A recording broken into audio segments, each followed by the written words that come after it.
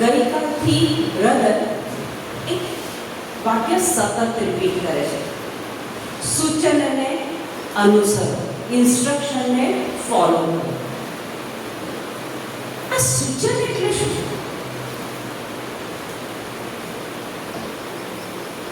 સૂચનને પાળો, ઇન્સ્ટ્રક્શનને પાળો. આ સૂચન એટલે શું?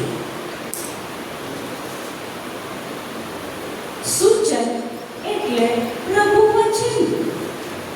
બાઇબલનું એક વચન એ મને અને તમને ઇન્સ્ટ્રક્શન આપે છે, સૂચન કરે છે કે આ પ્રમાણે જીવો, આ રીતે જીવો. ઈસુની વાણી એટલે ઈસુના મુખમાંથી નીકળેલી વાણી. બાઇબલ શું છે?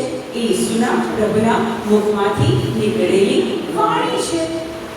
તમને એ ખબર છે કે આ પ્રભુનું વચન, ગઈકાલે બ્રધર એક બહુ સરસ એક્સપ્લેનેશન કરતા હતા કે આપણો બધાનો ન્યાય થવાનો છે. બધાનો ન્યાય થવાનો છે.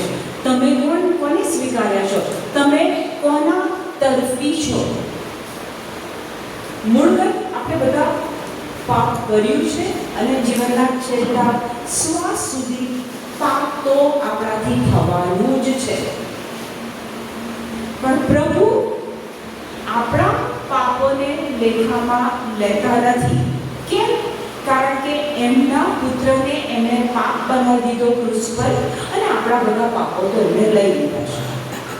તો હવે આપણે પૃથ્વી પર રહ્યા એવું શું કરીએ કે જેના થકી જ્યારે આપણે એ ન્યાયાસન આગળ ઊભા હોઈશું ત્યારે આપણા માટે ન્યાયાધીશ બોલશે કે તારા માટે જે જગ્યા તૈયાર રાખી છે ત્યાં આવી જાય. તો આપણે એવું શું કરીએ કે જેના કારણે આપણને એક સ્થાન આપણે ક્લેમ કરી શકીએ, અહીંયા રહ્યા પૃથ્વી પર રહ્યા આપણને એક ખાતરી મળે કે હા, એ જગ્યા મારા માટે તૈયાર છે. ખોલો યોહાનનું પુસ્તક 12મો અધ્યાય 47 અને 49નું વચન. કલ્પનાબેન આવી શકશો અહીંયા વાંચવા? યોહાન 12:47 અને 49નું વચન. આવો અહીંયા.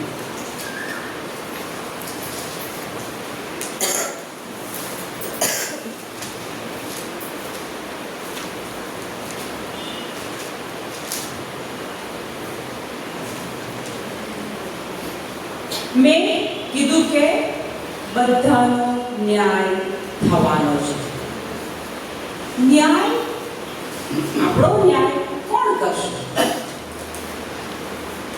વચન આપણને બતાવે છે.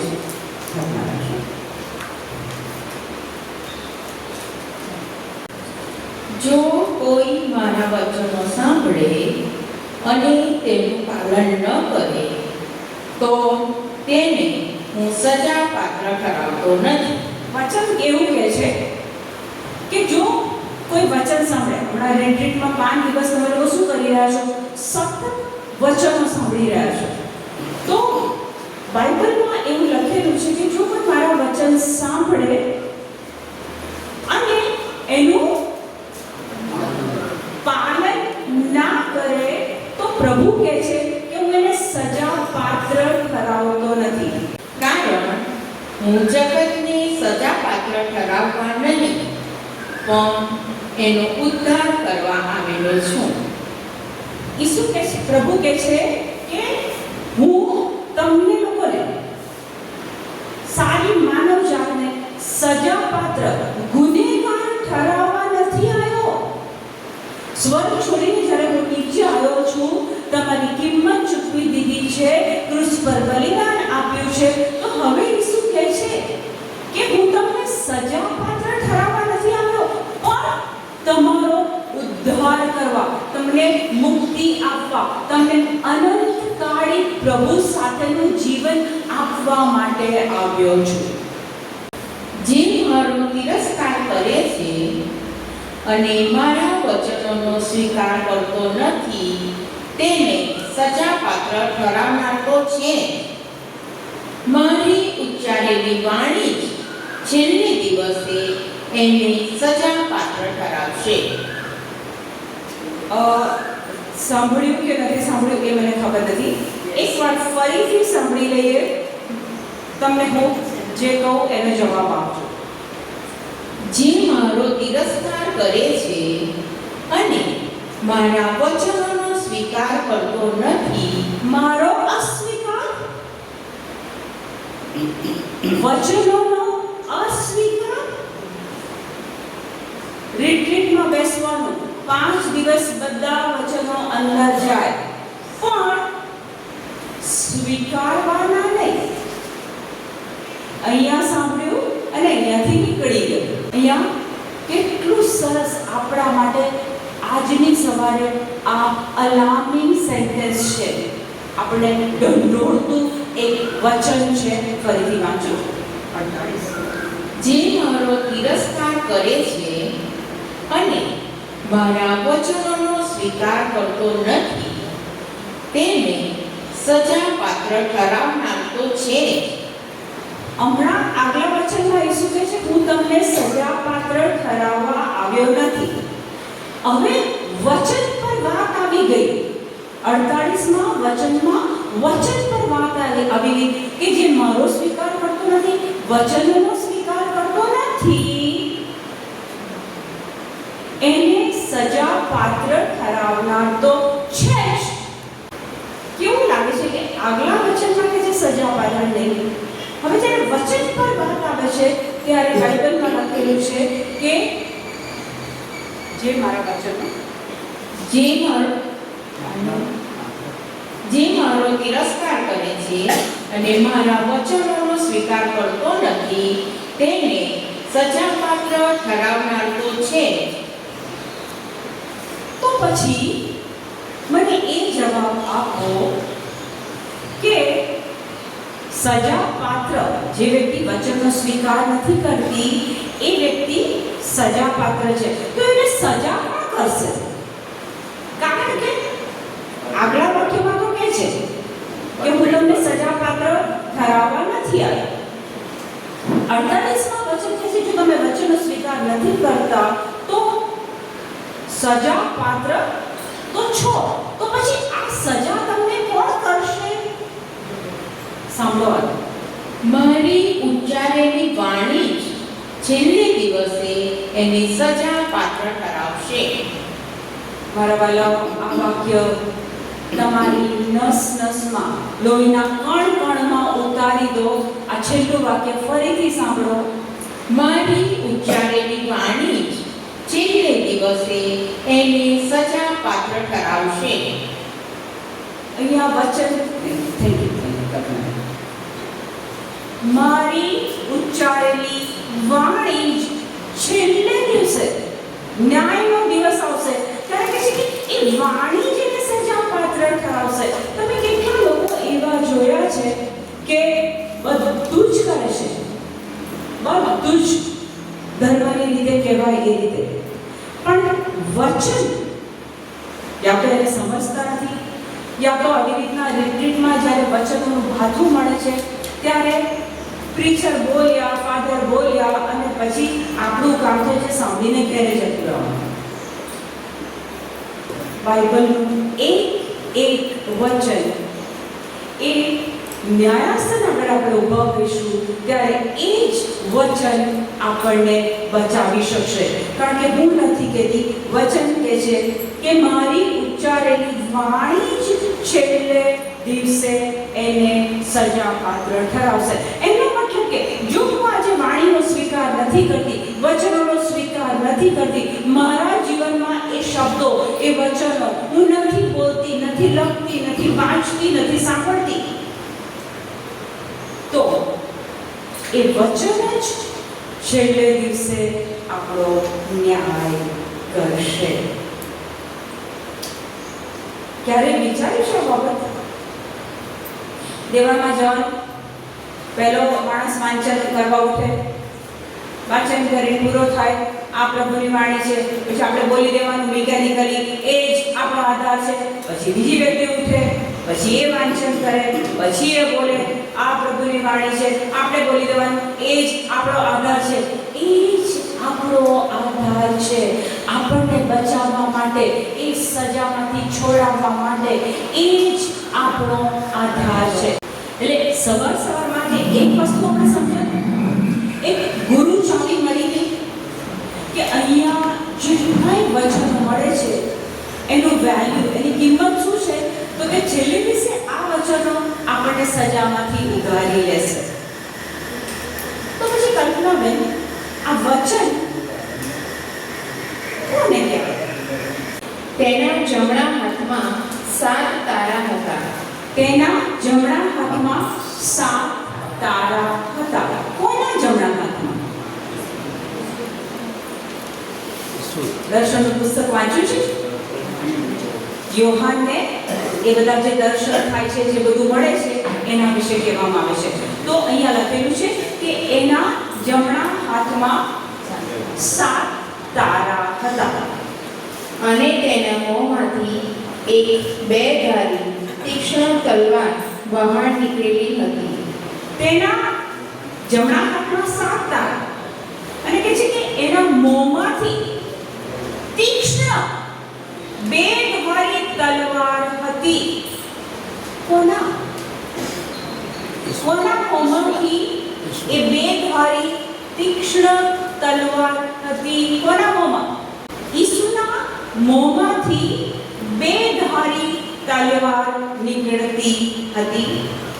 અને તેનો ચહેરો પૂર્ણ તેજથી પ્રકાશતા સૂર્ય જેવો હતો. અને એનો ચહેરો કેવો હતો? સૂર્ય જેવો પ્રકાશિત હતો. થેન્ક યુ દીદી. હા, બસ. અર્થાત કે ઈસુના હાથમાં 7 તારા છે. વચન કહે છે કે એના મુખમાંથી 2 ધારી તીક્ષ્ણ તલવાર નીકળતી હતી. ઈસુ અને તલવાર, ઈસુનો પ્રેમ, માફી, એવું બધું નહીં. તલવાર પણ કહે છે કે ઈસુના મુખમાંથી એક તલવાર છે. આ તલવાર કઈ? શબ્દ. રાઈટ. ખોલો. આજે પ્રભુની વાણી, પ્રભુનો શબ્દ, પ્રભુ વચન, એને થોડો એનો પાયો પાકો કરી દઈએ કે જેથી ઘરે ગયા પછી પણ તમને આ બધી વસ્તુઓ મદદ કરશે. હવે એક વસ્તુ યાદ રાખો, આજે એક વસ્તુ જાણ્યું કે છેલ્લે ઈશ્વરની વાણી તમારો ન્યાય કરશે. તો હવે અહીંયાથી ગયા પછી આપણે લોકો જોડે સંબંધ છે કે નહીં મને નથી ખબર. દુનિયા સાથે આપણો નાતો તૂટેલો છે કે સંધાયેલો છે મને નથી ખબર, પણ જેનો નાતો એ ઈશ્વરની વાણી સાથે એ નાતો બંધાયેલો છે, એને છેલ્લી ક્ષણ આવશે, મૃત્યુની રાત હશે, છેલ્લા શ્વાસ ચાલતા હશે, બોલવું છે પણ બોલાતું નથી, કાંઈ કહેવું છે બાળકોને પણ કાંઈ કહેવાતું નથી. પ્રભુનો એ વખતે આપણને એક ડર લાગે કે હવે મારું શું થશે? હું અંધકારના રાજ્યમાં જઈશ કે હું પ્રકાશના રાજ્યમાં જઈશ? પણ જો આજથી આ વચન આપણા માટે પ્રભુએ મોકલ્યું છે, સો આજે આ વચન પ્રભુએ તમને આપ્યું છે. પ્રભુએ તમને એક ચાવી આપી દીધી. શું કે છેલ્લે દિવસે ન્યાયમાંથી બચવું છે તો કહે છે પ્રભુ વચનને પકડી રાખ, છોડીશ નહીં. તો કહે છે પ્રભુ વચન શું છે? તો દર્શનના પુસ્તકમાં કહે છે કે ઈસુના મુખમાંથી નીકળતી તીક્ષ્ણ 2 ધારી તલવાર. એટલે એનો મતલબ એ થયો કે ઈસુ એ 2 ધારી તલવારનો ઉપયોગ કરતા હતા. કન્ફર્મ, સાચી વાત. ઘણા લોકો, ઘણા બાળકો યુદ્ધના સમયમાં જન્મે છે, એટલે એ લોકોના જન્મ પછી એમને સતત એ યુદ્ધનો સામનો કરવો પડે છે. અત્યારે પણ દેશની સ્થિતિ તમે જુઓ તો આ યુદ્ધનો માહોલ છે. પોતાની જાતને બચાવી રાખવાની અને વિજયી બનાવવા માટે દરેક દેશના લોકો, નેતાઓ શાનો ઉપયોગ કરે છે? શસ્ત્રોનો ઉપયોગ કરે છે. તો ઈસુ પાસે પણ એક શસ્ત્ર હતું. દર્શન 1:16 માં કહે છે એના મુખમાંથી 2 ધારી તલવાર નીકળે છે. એટલે કે એનો મતલબ તો કન્ફર્મ થઈ ગયો કે સામેવાળો તમારા ઉપર પ્રહાર કરે તો તમારે તમારું શસ્ત્ર તો વાપરવું પડે કે નહીં? તો આ પ્રભુ વચન જે છે એ આપણી 2 ધારી તલવાર છે. ખોલો હિબ્રુ 4:8. ઈશ્વરની વાણી જીવતી જાગતી છે. બસ દેવળમાં પેલું વાંચીને ઉઠે, દેવળમાં પેલું વાંચન પૂરું થાય ને વ્યક્તિ બોલે કે આ પ્રભુની વાણી છે, તો આપણે કહે છે એ જ આપણો આધાર છે. તો આ પ્રભુની વાણી, પ્રભુના મુખમાંથી નીકળેલો શબ્દ એ કેવો છે? અહીંયા વચન કહે છે કે પ્રભુની વાણી, ઈશ્વરની વાણી જીવતી જાગતી છે. ઈશ્વરની વાણી જીવતી ને જાગતી છે. આ બાઇબલની અંદર ઈશ્વરની વાણી છે. તો એ વાણી કેવી છે? જીવતી જાગતી. અહીંયા માનો કે ટેબલ ઉપર હમણાં હું એક અળસિયું મૂકી દઉં, એક વમ મૂકી દઉં અને જો એ જીવતું હશે તો સળવળ ચાલશે, કન્ફર્મ. પણ મરેલું અળસિયું અહીંયા ટેબલ પર મૂકું તો એ જરાય હલશે ના. તો અત્યાર સુધી તમે ઈસુની વાણી, પ્રભુની વાણી તો બહુ સાંભળી છે, પણ આજે એ સમજી લો કે આ વાણી એ જીવતી ને જાગતી છે. એ ફક્ત કાળા અક્ષરોથી લખાયેલું બાઇબલ નથી. જ્યારે આપણે એને બોલીએ ત્યારે એ આપણા જીવનમાં કામ શરૂ કરે છે, કારણ કે એ વાણી જીવતી છે. યોહાનનું પુસ્તક 14 અધ્યાય 27માં વચનમાં એવું કહે છે કે હું તારે સારું શાંતિ મૂકતો જાઉં છું, મારી પોતાની શાંતિ તને આપતો જાઉં છું. હું જે શાંતિ આપું છું તે સંસાર આપે તેવી નથી. તારા અંતરને અસ્વસ્થ થવા દઈશ નહીં, તેમજ હિંમત પણ હારીશ નહીં. આ ઈસુના મુખમાંથી વચન નીકળ્યું. એ વચન કેવું છે? ઈશ્વરની વાણી જીવતી ને જાગતી છે. યુદ્ધના સમયમાં, ઇવન કૌટુંબિક જીવનમાં, સમાજમાં અશાંતિનો માહોલ તમે જુઓ છો. તો અશાંતિ આ પૃથ્વી પર છે. ગઈકાલે બ્રધરે કીધું સૂચનને પાળો, ઇન્સ્ટ્રક્શનને ફોલો.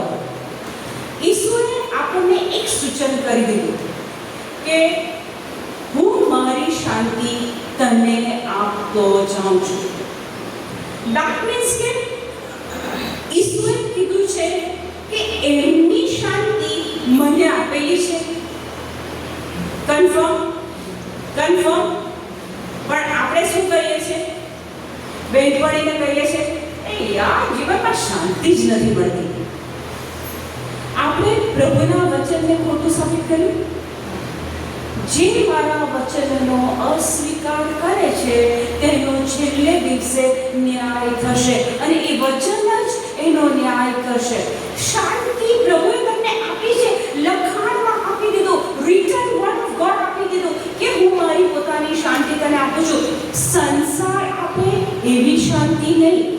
ઈસુ કહે છે સંસારની શાંતિ કેવી હોય? તમે તમારા મમ્મીને કોલ કરો, તમારી બેનપણીને કોલ કરો, આવું છે એટલે વ્યક્તિ બે સારા વાક્યો કહેશે, ઘડી તમને સારું લાગશે, પણ ઓરિજિનલ પ્રશ્ન તો તેનો ત્યાં જ રહેશે. કોઈ દુનિયાવી વ્યક્તિ આપણને એ પ્રભુ ઈસુની શાંતિ આપી શકતું નથી. પણ જો આજથી તમે તમારા જીવનશૈલીમાં, ડેઈલી રૂટીનમાં આ વચન પકડો કે પ્રભુ ઈસુ, જેને લખવું એ લખી કાઢો, યોહાન 14:27. દુનિયાની વ્યક્તિ જે શાંતિ આપે એ ક્ષણિક શાંતિ આપે, પણ આજથી જો તમને ખરેખર એ ઈસુની શાંતિનો અનુભવ કરવો હોય તો આ રીતે વચન બોલવાનું. પ્રભુ ઈસુ, હું તમારો આભાર માનું છું, તમે તમારી શાંતિ મને આપી છે. આ સંસાર આપે તેવી શાંતિ નહીં, પણ પ્રભુ ઈસુ તમે તમારી શાંતિ મને આપી દીધી છે. ઈસુ હું તમારો આભાર માનું છું. તો આ આપણે શું કર્યું? ઈસુએ જે સૂચન કર્યું છે, ઇન્સ્ટ્રક્શન આપી છે, એને આપણે આપણા જીવનમાં પાલન કરવાની શરૂઆત કરી. તો આ ખાલી મેં તમને એક વચન આપ્યું છે. ઈશ્વરની વાણી જીવતી જાગતી છે, બેધારી તલવાર કરતાં પણ એ વધુ તીક્ષ્ણ છે. દર્શન 1:16 ઈસુના મુખમાંથી બેધારી તીક્ષ્ણ તલવાર નીકળતી હતી. અને અહીંયા આપણને એ તલવાર વિશે કહેવામાં આવે છે કે ઈશ્વરની વાણી એ જીવતી ને જાગતી છે, બેધારી તલવાર કરતાં પણ એ વધુ તીક્ષ્ણ છે. મેં આગળ બહુ વખત બોલેલી છું, આજે ફરીથી બોલું છું કે બેધારી તલવાર કેવી હોય કે એક તલવાર હોય એને બંને બાજુથી ધાર કાઢે અને પછી જ્યારે દુશ્મનના પેટમાં એ તલવાર મૂકો અને પછી આમ કરીને એને ફેરવો તો દુશ્મનના પેટના અંગો કપાઈ જાય અને દુશ્મન ત્યાંનો ત્યાં જ ઢેર થઈ જાય. આ દુશ્મન કોણ આપણો? આ દુશ્મન કોણ? તમારો દુશ્મન કોણ? ડોક્ટરનો રિપોર્ટ આવે કે નળીઓ બ્લોકેજ થઈ ગઈ છે, બ્લોક થઈ ગઈ છે, અથવા ડોક્ટર તમને રિપોર્ટ આપે કે ડાયાબિટીસ છે, બીપી છે, આર્થરાઇટિસ છે.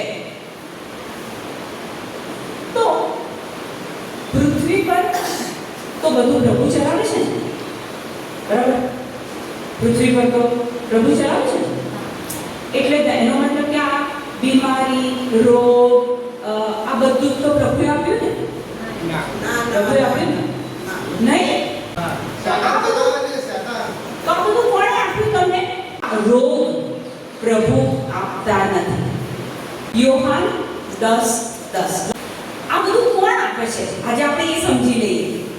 કારણ કે આજથી આ રિટ્રીટમાંથી ઘરે ગયા પછી એ શૈતાનની જોડે જે ઈસુના મુખમાંથી બેધારી તલવાર નીકળતી હતી એનો ઉપયોગ કરીને આ શૈતાનને આપણે મારવાનો છે. આ રોગો કોણ આપે છે? ચોર તો કેવળ ચોરી કરવા, કતલ કરવા અને નાશ કરવા જ આવે છે. ઈસુ કહે છે ચોર તો કેવળ ચોરી કરવા, કતલ કરવા અને નાશ કરવા આવે છે. શૈતાન એ તમારી અંદર જે વચનો પડ્યા હોય ને એ વચનોને બી કાઢી નાખે. એવી સંસારિક બાબતોમાં તમને લગાડી દે કે અંદર પડેલું વચન બી બહાર નીકળી જાય. શૈતાન તમારા સ્વાસ્થ્યને ચોરી લે, શૈતાન તમારી શાંતિને ચોરી લે. તો વચન કહે છે કે ચોર તો કેવળ ચોરી કરવા, કતલ કરવા અને નાશ કરવા આવે છે. હવે ઈસુ શું કહે છે? હું એટલા માટે આવ્યો છું કે એમને જીવન મળે અને ભર પડતે મળે. ઈસુ કહે છે કે હું પૃથ્વી પર આવ્યો સ્વર્ગ છોડીને. શાના માટે? કે મને અને તમને સારી માનવ જાતને જીવન મળે અને ભર પડતે જીવન મળે. થોડું ને 50% ને 30% નહીં. પ્રભુ કહે છે તમને ભર પડતે જીવન મળે, એના માટે હું આવ્યો છું. હવે માનો કે ડોક્ટરનો કોઈ રિપોર્ટ આવી ગયો કે તમને ડાયાબિટીસ થયું છે અને જીવનના છેલ્લા શ્વાસ સુધી, છેલ્લા દિવસ સુધી તમારે આ ગોળી લેવી પડશે. બરાબર? હવે તમે નક્કી કરો કે આ ગોળીથી હવે મને કંટાળો આવી ગયો છે, હવે મારે આ ગોળી નથી લેવી. તો જેમ શાંતિ માટે ઈસુએ આપણને એક સૂચન કર્યું, એક વચન આપ્યું, એ જ પ્રમાણે આ બધા પ્રભુના વચનો તમે તમારા મુખેથી જેમ જેમ બોલો, જેટલું વધારે બોલો, મોં ખોલીને બોલો, એટલું એ બધા જ વચનો તમારા જીવનમાં પરિવર્તન લાવશે અને ડોક્ટરના રિપોર્ટ્સને ખોટા પાડશે.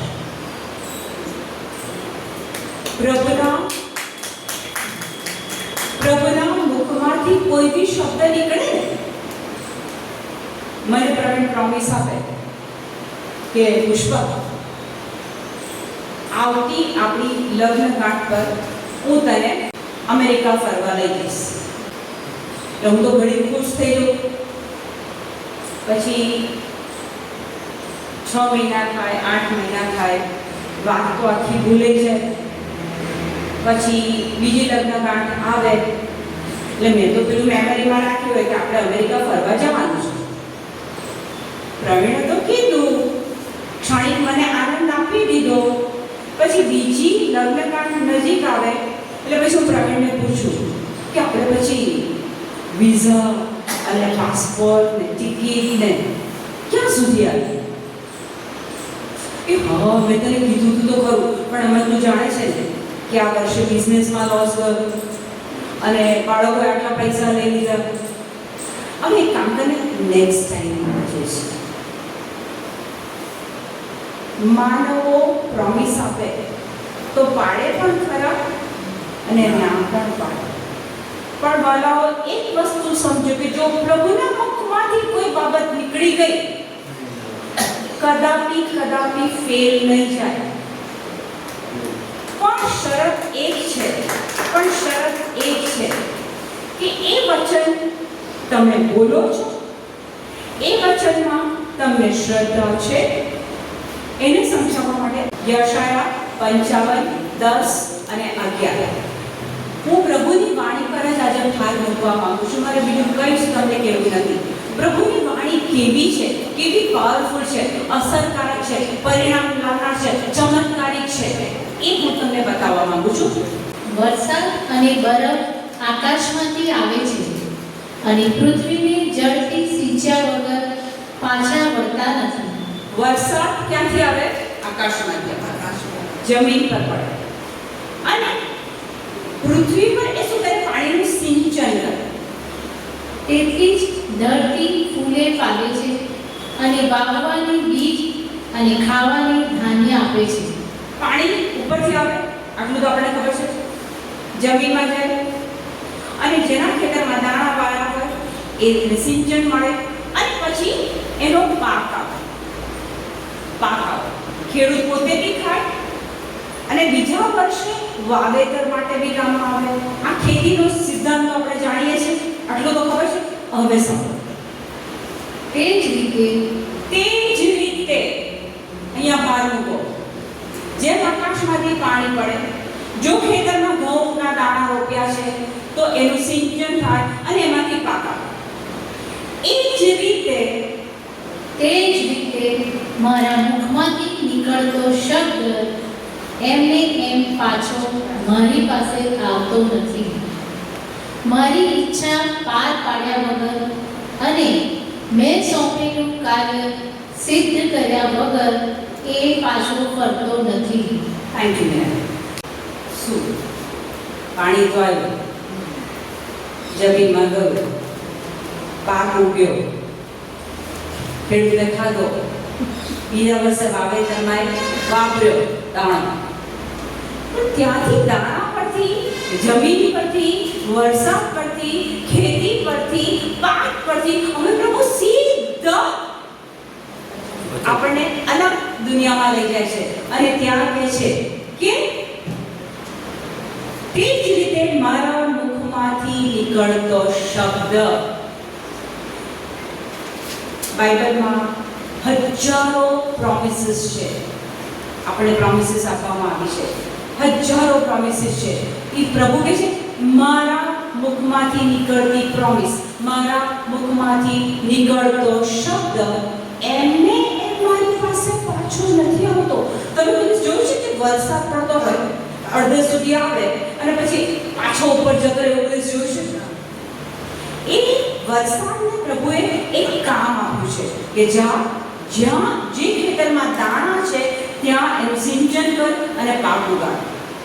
તો એ જ પ્રમાણે પ્રભુના મુખમાંથી બી શબ્દો નીકળ્યા છે, પ્રોમિસીસ નીકળી છે.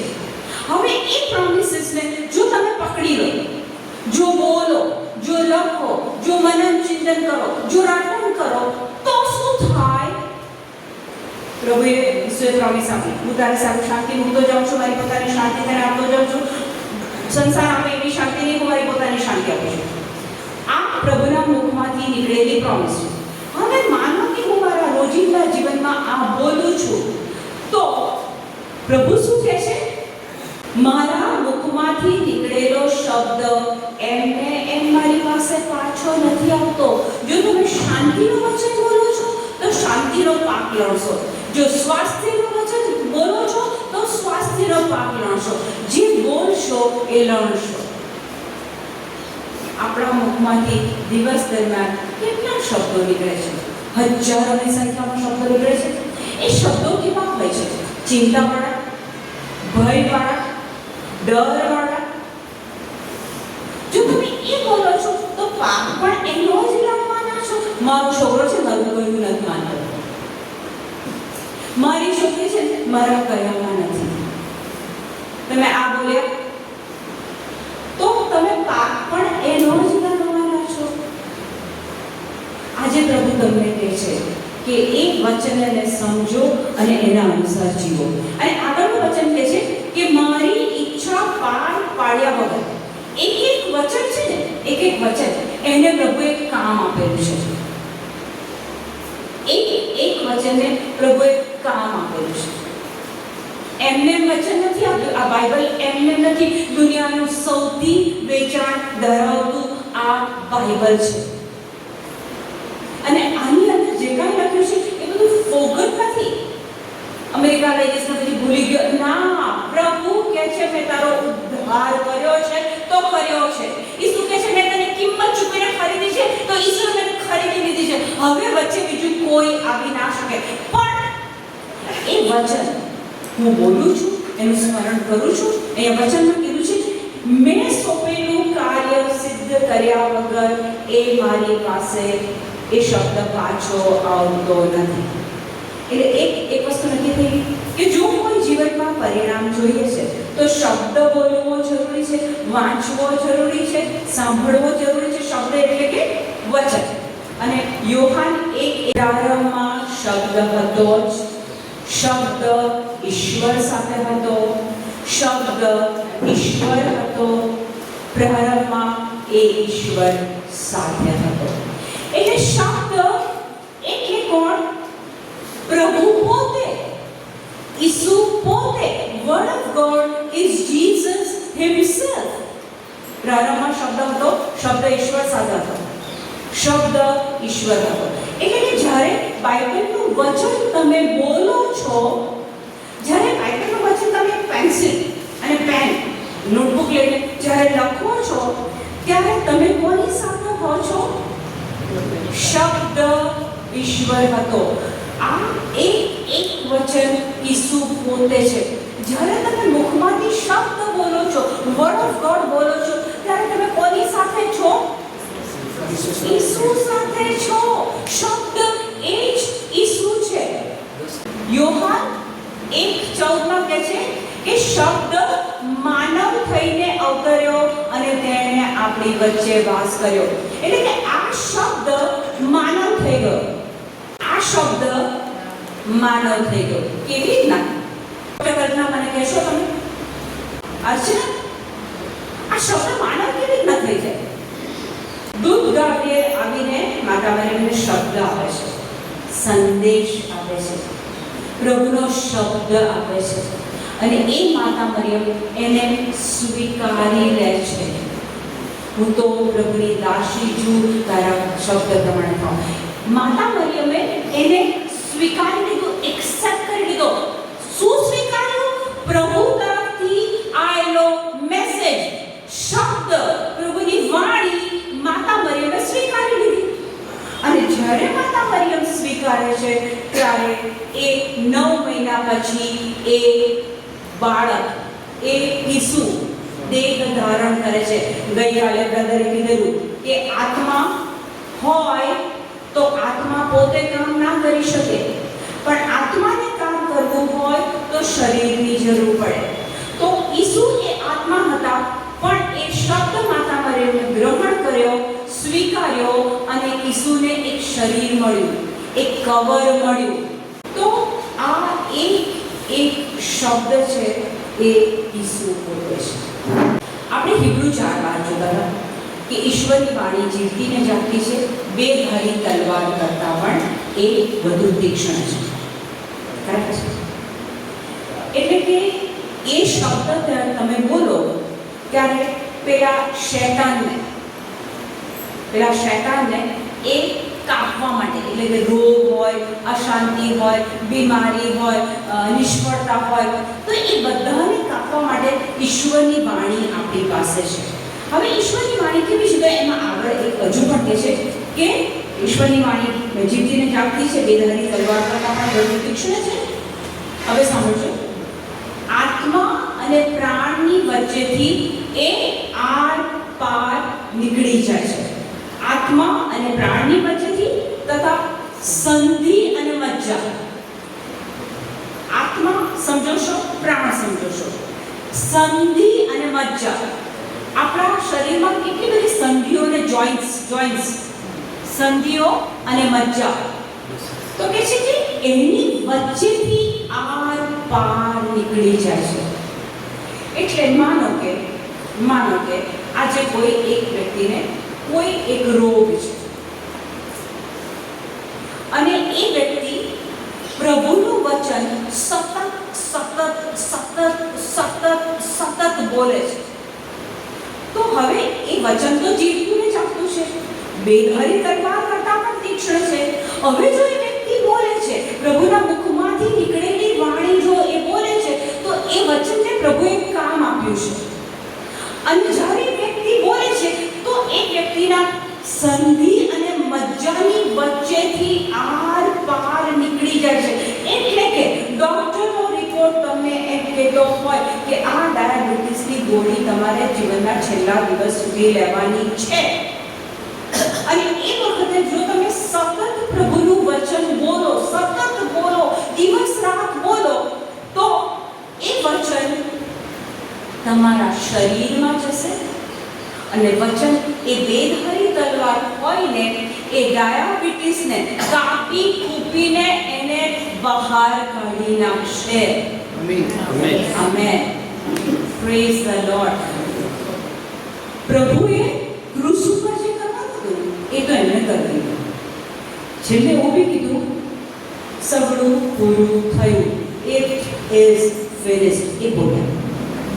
એટલે કે તમારે પૃથ્વી પર જો તંદુરસ્તી જોઈએ છે, પૈસો જોઈએ છે, શાંતિ જોઈએ છે, કુટુંબમાં પ્રેમ જોઈએ છે, આ બધું જોઈએ છે, તો ઈસુ કહે છે કે એની કિંમત તમે ક્રૂસ ઉપર ચૂકવી દીધી છે. તો ઈશ્વરની વાણી તો જીવતી નથી આપતી, બેધારી તલવાર. જ્યારે તમે સતત વચનો બોલો છો, લખો છો, વાંચો છો, ત્યારે એ તલવાર દેખાતી નથી, પણ એ અંદર જાય છે, ડાયાબિટીસને, દુખાવાને, પેલા બ્લોકેજીસને ખોલે છે, કાપે છે, કૂપે છે, અને એ બધી જ વસ્તુઓમાંથી તમે મુક્ત થઈ જાઓ છો. તમારા શરીરમાંથી એ બધી બાબતો દૂર થઈ જાય છે. કારણ કે ઈસુ કહે છે કે ચોર તો કેવળ ચોરી કરવા, કતલ કરવા અને નાશ કરવા આવે છે. ઈસુ કહે છે કે હું આવ્યો છું, મારી વાણી લઈને આવ્યો છું, બેધારી તલવાર લઈને આવ્યો છું. મારું ને તમારું કામ શું છે ખબર છે? એ તલવારને વાપરવા. આજકાલ લોકરો, સ્ત્રીઓ દાગીના લે છે, પછી લોકરમાં મૂકી રાખવું. કેમ? ઘરમાં રખાય નહીં. કેમ? તો કે ચોરી થઈ જાય. અચ્છા, ઝાઝા પહેરાય નહીં. કેમ? તો કે બહાર જવાનું, પેલી ચેન ખેંચી, બુટ્ટી ખેંચીને આવું બધું થાય. એટલે દાગીના લેવાના ખરા, પણ કોના માટે? લોકર માટે. આ દુનિયાનો સૌથી મોંઘો દાગીનો રાખવાનો ખરો, ઘરમાં રાખવાનો, મસ્ત એને કવર ચડાવી દેવાનું અને મૂકી રાખવાનું. કેમ? આ તો બહુ પવિત્ર વસ્તુ છે, બહુ પવિત્ર. પછી એને તમે જ્યારે બાઇબલને કિસ કરો છો ને, શૈતાનને કોઈ ફરક નથી પડતો. કિસ કરવાથી તમારા જીવનો નહીં બદલાય, બાઇબલને બચ્ચીઓ કરવાથી તમારા જીવનો નહીં બદલાય. ઘરમાં બાઇબલ રાખશો, શૈતાનને કોઈ ડર લાગતો નથી. રવિવાર બે વાંચન સાંભળીને આવશો, શૈતાન બહુ ઝાઝો ડરતો નથી. શૈતાન ક્યારે ધ્રુજે છે, તમારાથી ક્યારે ડરે છે? જે પડે તમે બાઇબલ ખોલો અને ખાલી વાંચવા ખાતર નહીં, ખાલી વાંચવા ખાતર નહીં. ઘણા લોકોને મેં એવા પણ જોયા છે કે રોજનું જે વાંચન હોય ને એ એકવાર વાંચી લેવાનું. કેમ? તો કે આ વાંચી દેવું, સમજ પડી કે નહીં, મને ચિંતન થયું કે નહીં, રટણ કર્યું કે નહીં, ધ્યાન કર્યું કે નહીં, એ બધું નહીં. ઓફિસમાં જતા પહેલા ધડ વાંચીને પછી ઓફિસમાં જવાનું. મનમાં માનસિક શાંતિ. મેં બાઇબલ વાંચ્યું છે, મેં બાઇબલ વાંચ્યું છે. પણ એ બાઇબલ જ્યારે તમે એમ સમજી જાઓ કે આમાં લખેલું એક વચન એ તમારા યુદ્ધને જીતવા માટેની બેધારી તલવાર છે, તે દિવસે તમારો વાંચવાનો આખો રવૈયો બદલાઈ જશે. ખાલી વાંચવા ખાતર નહીં, વિધિ નહીં, પરંપરા નહીં, મારા મા બાપ વાંચતા હતા એટલે નહીં, મારા દાદા દાદી વાંચતા હતા એટલે નહીં, મારે ઈસુને ઓળખવો છે, મારે ઈસુ જોડે ઘનિષ્ઠ સંબંધ બાંધવો છે. અબ્રાહમ પિતા શ્રદ્ધાના પિતા કેમ કહેવાય છે? અબ્રાહમ પિતાને બાઇબલમાં શ્રદ્ધાના પિતા કહેવામાં આવે છે. હિબ્રુના પુસ્તકમાં 11માં તમે વાંચો તો ખબર પડે. અબ્રાહમ પિતાને 75 વર્ષે પ્રભુ કહે છે તારા બાપનું ઘર છોડ અને હું તને બતાવું ત્યાં ચાલી નીકળ. 75 વર્ષે એ પ્રભુને એક સવાલ નથી પૂછતા કે પ્રભુ ક્યાં જવાનું છે, કેમ જવાનું છે. આજ્ઞાકીર્તા પ્રભુએ કીધું છે મારે કરવાનું છે. પછી પ્રભુ એમને જેટલું કહે છે બધું કરે છે. અને પ્રભુએ કીધું કે હું તને બાળકની ભેટ આપીશ. તો 100 વર્ષે પ્રભુ બાળક પણ આપે છે. પણ પ્રભુ ટેસ્ટ કરે છે. પ્રભુ કહે છે જોવું તો ખરો, અત્યાર સુધી મારું બહુ બધું માન્યું, મારું કીધું બધું કર્યું, કાંઈ જોવું તો ખરો, હવે માને છે. હવે પ્રભુ કહે છે કે જા મોરિયા પર્વત પર અને તારા દીકરાને ઉપર બલિદાન આપ. એ નિશાન નથી વિચારતા, મળે છે સંદેશો, બીજા દિવસે એ સવારે નીકળે છે. એ સારાને પણ નથી કહેતા કે હું મારા આપણા પુત્રનું બલિદાન આપવા જાઉં છું. સવારમાં એ નીકળી પડે છે. અને પછી જ્યારે છરો ઊંચો થાય છે, રોકવામાં આવે છે. કેમ આવા પિતા, કેમ ઈશ્વર પિતા અબ્રાહમ પિતાથી ખૂબ ખુશ છે? કારણ કે અબ્રાહમ પિતાએ જે પ્રભુને જોયા નથી એ પ્રભુમાં શ્રદ્ધા રાખી છે. મારી ને તમારી કસોટી આજે આ જ છે. અને અબ્બા પિતા હંમેશા, તમે બાઇબલમાં વાંચજો, હવે આજથી બાઇબલ વાંચવાનું શરૂ કરજો, ઊંડાણથી વાંચજો, પ્રેમથી વાંચજો. અબ્રાહમ પિતા હંમેશા પ્રભુની હજુરીમાં રહેતા હતા. અબ્રાહમ પિતા હંમેશા he was in the presence of the Lord always. એ કામ કરે, એમના બધા રોજિંદા કામ કરે, પણ એમના મનનમાં, એમના ચિત્તમાં કોણ હોય? માત્ર પ્રભુ હોય. તો આપણને પ્રભુ આ કહે છે કે તમે દિવસ દરમિયાન કામ કરો, નોકરી કરો, ઘરગથ્થું કામ કરો, બધું કરવાનું છે, એના વગર ના ચાલે. પણ એ બધા સમય દરમિયાન આપણે એ પ્રભુની પ્રેઝન્સમાં, પ્રભુની હજુરીમાં કેવી પ્લાન હોય કે જ્યારે તમે વચન સાંભળતા હોય, વચન બોલતા હોય, વચન લખતા હોય, કોઈની જોડે વચન શેર કરતા હોય, ત્યારે તમે પ્રભુની સાથે છો, પ્રભુની પાસે છો, પ્રભુની હજુરીમાં છો. You are in the presence of the lord. આ વચન વિશે આ મારું અહીંયા અધૂરું છે, હજુ પૂરું નથી થયું. બહુ બધું બાકી છે, જેમાં હું કાલે સવારે આપણને કદાચ સમય મળશે તો આના વિશે હું આગળ વધીશ. સવારમાં ઉઠીને તમારું એક ટાઈમ ટેબલ બનાવી દો. અમુક રેકોર્ડિંગ્સ હું તમને આજે આપીશ. તો તમે સવારમાં ઉઠો અને બ્રશ કરવાનું શરૂ કરો.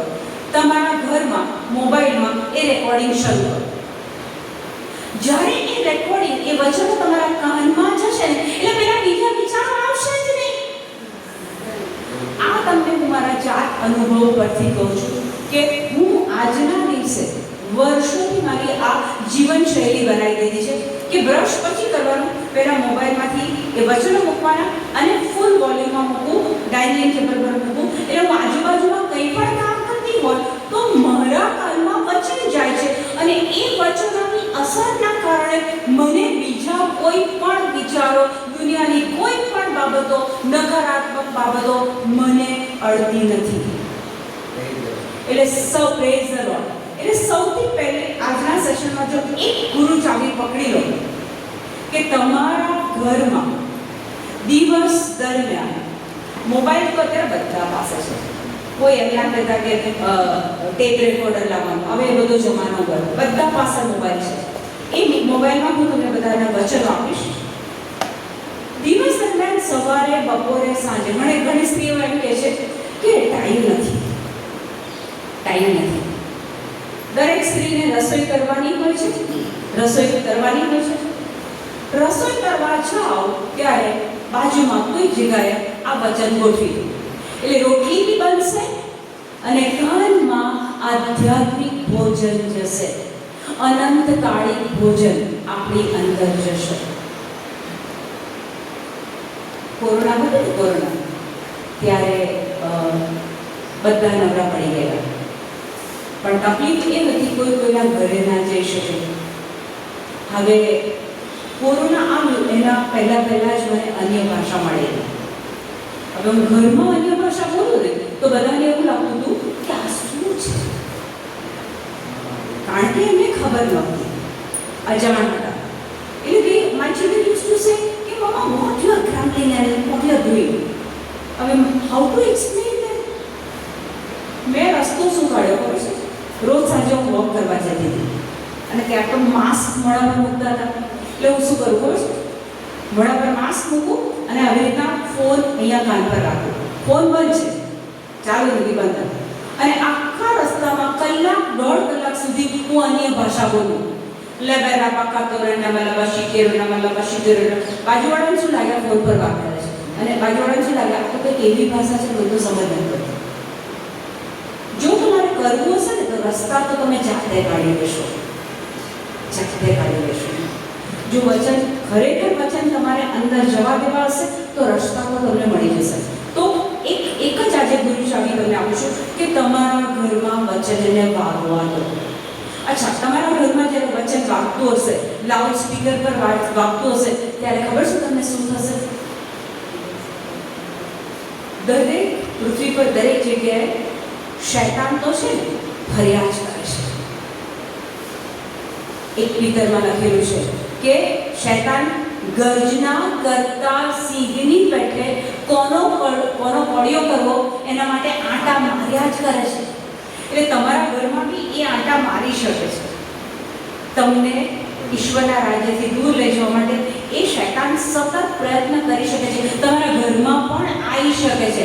પણ જો તમારા ઘરમાં સવાર, બપોર, સાંજ જ્યારે બી મોકો મળે જો એ વચનો વાગતા હશે તો જ્યાં પ્રભુ હોય, જ્યાં વચન હોય ત્યાં શૈતાની શક્તિ કામ કરી શકે નહીં.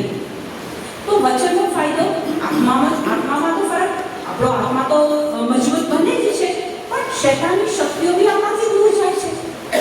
લોકો ઘણા નથી કહેતા કોઈકે કશું કરી દીધું છે, કોઈ તાકાત નથી. જો તમે વચન બોલો ને, ઘરમાં વાગવા દો, તાકાત નથી કે કોઈ શૈતાની શક્તિ તમને અસર કરી શકે. તો મેં કીધું એ પ્રમાણે શોર્ટમાં હું એને રિપીટ કરું છું. તમને પ્રભુ ઈસુ આવ્યા એ સજા માત્ર ઠરાવવા નથી આવ્યા, તમારો ઉદ્ધાર કરવા આવ્યા છે. પણ વચન કહે છે કે જો તમે વચનનો અસ્વીકાર કરશો તો છેલ્લા દિવસે એ વચન જ તમારો ન્યાય કરશે. અને પ્રભુના મુખમાંથી નીકળેલું વચન એ બેઘરી તલવાર છે, સંધિને મજ્જાની વચ્ચેથી નીકળી જાય છે અને આપણા જીવનોમાં કામ કરે છે. પ્રભુના મુખમાંથી નીકળેલો શબ્દ એનું કામ પૂરું કર્યા વગર ઉપર પાછો જતો નથી. મારું ને તમારું એક જ કામ છે, આપણે વચનો બોલવાના, લખવાના, વાંચવાના, મનન ચિંતન કરવાનું, એનું રટણ કરવાનું. પ્રભુ આ વચનોના ખુલાસા તમે અમને આપ્યા. પવિત્ર આત્મા, આ વચનો તમે અમારી અંદર, આત્માની અંદર લઈ ગયા છો એ માટે આભાર માનીએ છીએ. પવિત્ર આત્મા, વચન કહે છે કે તમે અમારા મદદનીશ છો, અમારા હેલ્પર છો. પવિત્ર આત્મા, આજે એક મદદ માંગીએ છીએ. અમે આ વચનોને સતત સ્મરણમાં રાખીએ, રટણ કરીએ, સતત બોલીએ, પવિત્ર આત્મા આ કૃપા અમને આપજો.